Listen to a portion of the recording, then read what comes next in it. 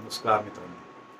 आज आपण सोसायटीमध्ये फ्लॅट जो असतो, तो एखादा सभासद फ्लॅट वापरत नसेल तर सोसायटी त्या फ्लॅटवरती नावापर शुल्क म्हणजे नॉन ऑक्युपन्सी चार्जेस किती करू शकते या संदर्भात चर्चा करणार. मित्रांनो, बरेचदा आपण आपला फ्लॅट बंद ठेवतो, सोसायटीमधला फ्लॅट आपला बंद ठेवतो किंवा कोणाला तरी आपल्या कुटुंबातील व्यक्तीला वापरायला देतो.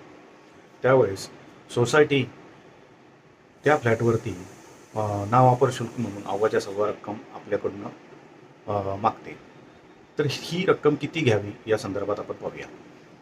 मित्रांनो, सोसायटीला नावापर शुल्क म्हणून त्या फ्लॅटच्या मेंटेनन्स चार्जेसच्या 10% रक्कमच फक्त ही नावापर शुल्क किंवा नॉन ऑक्युपन्सी चार्जेस म्हणून घेता येते, हे लक्षात घेणे महत्त्वाचं आहे. या बाबतीत महाराष्ट्र सरकारने 1/8/2001 रोजीच्या अध्यादेशाने स्पष्टीकरण दिलेलं आहे आणि याबाबत जास्तीचं आपल्याला उपविधी 79A मध्ये सविस्तर वाचायला मिळतं. तसंच जर समजा तो फ्लॅट सभासदाने त्याच्या कुटुंबातील व्यक्तीला वापरायला दिला तर त्या फ्लॅटवरती नॉन ऑक्युपन्सी चार्जेस लावता येत नाही, नावापर शुल्क सोसायटीला घेता येत नाही, हे लक्षात घेणं महत्त्वाचं आहे. तसेच अपार्टमेंटमधील फ्लॅटला कुठल्याही प्रकारचा नावापर शुल्क घेता येत नाही, तसा कायदा नाही, हे लक्षात घेणं महत्त्वाचं आहे.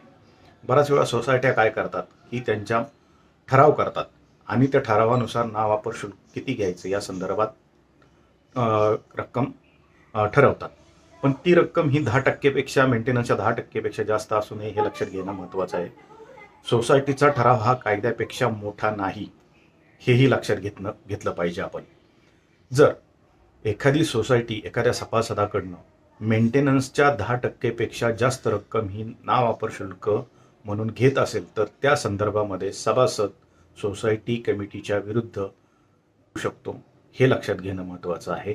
धन्यवाद.